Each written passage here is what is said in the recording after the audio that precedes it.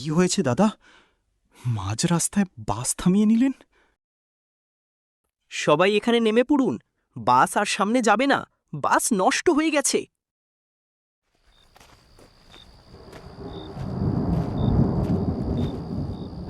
এ কোথায় এসে নামলাম? জায়গাটাও অচেনা, কোনো গাড়ি ঘোড়াও নেই। অগত্যা, কি আর করার, এখন হেঁটেই বাড়ি যেতে হবে। দেখি সামনে কিছু পাই কিনা।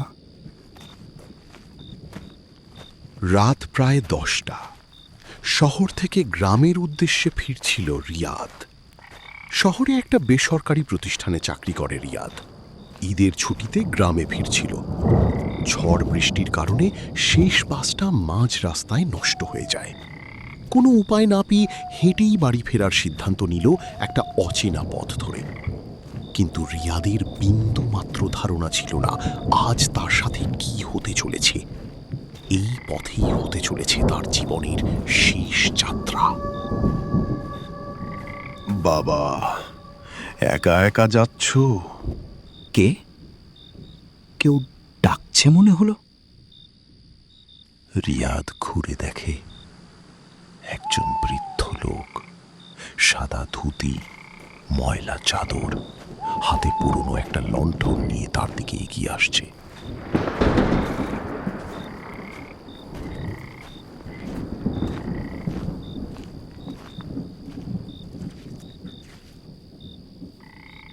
আমি সামনের গ্রামেই থাকি, চাও তো একসঙ্গে যেতে পারি। যাক, ভালোই হলো লোকটার সাথে দেখা হয়। কাকা, এই রাস্তা দিয়ে নলপুর যাওয়া যাবে? সামনের জঙ্গলটা পেরোলেই গুনিন পাড়া, এর পরেই নলপুর। কিছুক্ষণ দুজনেই চুপচাপ হাঁটছিল। হঠাৎ বৃদ্ধ নিজেই বলল, এই জঙ্গলটা দেখছো? এখানে গত 15 বছরে 23 জন মানুষ হারিয়ে গেছে। বাঘ নাকি ডাকাত? না, যাদের খোঁজ মিলেছে তাদের শরীর পাওয়া গেছে, কিন্তু মাথা পাওয়া যায়নি। পুলিশ এসেছিল? অনেকবার কেউ কিছু খুঁজে পায়নি, কিন্তু গ্রামের বৃদ্ধরা জানে এটা কোনো মানুষের কাজ নয়। তাহলে কি?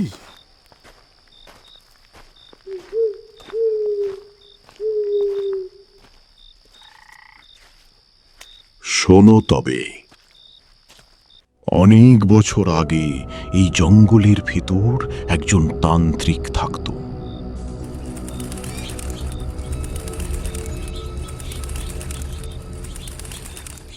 লোকটার নাম ছিল দেবনাথ সাধু। বাইরে থেকেই সে সাধু ছিল, কিন্তু রাতে করত নিষিদ্ধ তন্ত্র সাধনা। তার বিশ্বাস ছিল মানুষের প্রাণ শক্তি দিয়ে মৃত্যুকে হারানো যায়। সে অনেক শক্তিশালী ছিল, কিন্তু সে তার শক্তিতে কখনো সন্তুষ্ট ছিল না। আমি অমর হব, আমাকে কেউ মারতে পারবে না। আমি অমর হব, আমি অমর।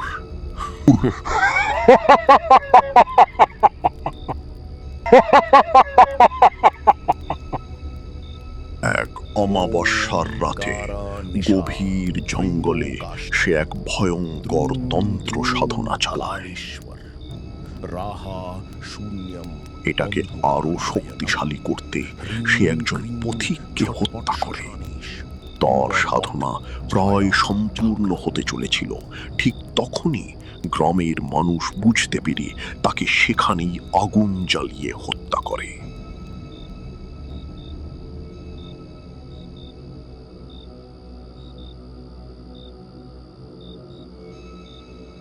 তার সাধনা অসম্পূর্ণ থেকে যায়। মৃত্যুর আগে সে অভিশাপ দিয়ে যায়, যতদিন আমার সাধনা পূর্ণ না হবে ততদিন এই জঙ্গল প্রতি বছর একজন পথিককে নিয়ে নেবে। সেদিন থেকেই মানুষ হারাতে শুরু করে। এসব তো গল্প মনে হচ্ছে। গল্পই ভেবেছিল সবাই, যতদিন না নিজের পরিবারের কাউকে হারিয়েছে। জানো, আজ পর্যন্ত কেউ জানতে পারেনি সেই তান্ত্রিকের শেষ শিকার কে হয়েছিল। হাঁটতে হাঁটতে রিয়াদের মনে হলো তারা অনেকক্ষণ ধরে একই জায়গায় ঘুরছে। একই শুকনো গাছ, একই ভাঙা মন্দির, একই কুয়ো বারবার সামনে আসছে। সে মোবাইল বের করে টর্চ জ্বালালো। হঠাৎ তার চোখ পড়ল মাটির দিকে। মাটিতে শুধু তার নিজের ছায়া, বৃদ্ধের কোনো ছায়া নেই। রিয়াদের বুক ধড়ফড় করতে লাগলো। সে কাঁপা গলায় বলল, কাকা, আপনার ছায়া এতক্ষণে দেখলি?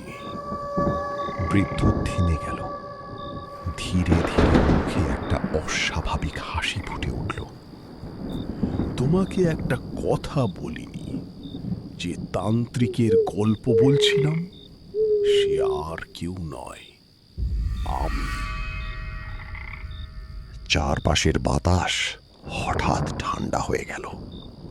বৃদ্ধ লোকটি ধীরে ধীরে অস্বাভাবিক ভয়ঙ্কর রূপ ধারণ করল, যেন সদ্য আগুনে পড়া কোনো মানুষ সামনে দাঁড়িয়ে আছে।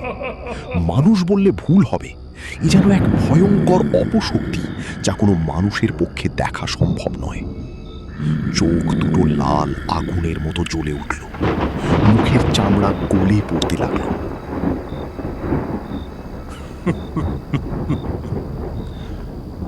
আমি মরিনি, আমি শুধু শরীর হারিয়েছি। প্রতি বছর একজন পথিকের প্রাণ নিয়ে আমি আমার অভিশপ্ত অস্তিত্ব টিকিয়ে রাখি।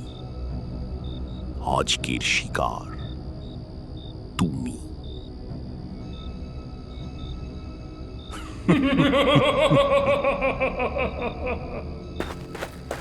বাঁচাও! বাঁচাও! বাঁচাও!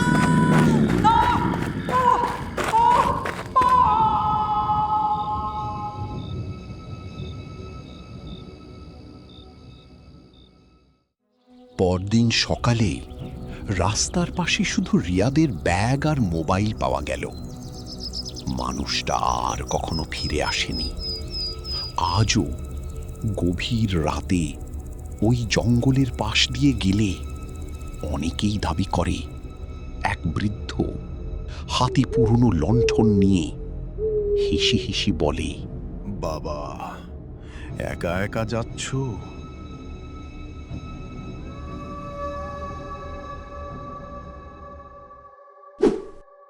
আরো ভয়ানক গল্প পেতে আমাদের চ্যানেলটি সাবস্ক্রাইব করুন।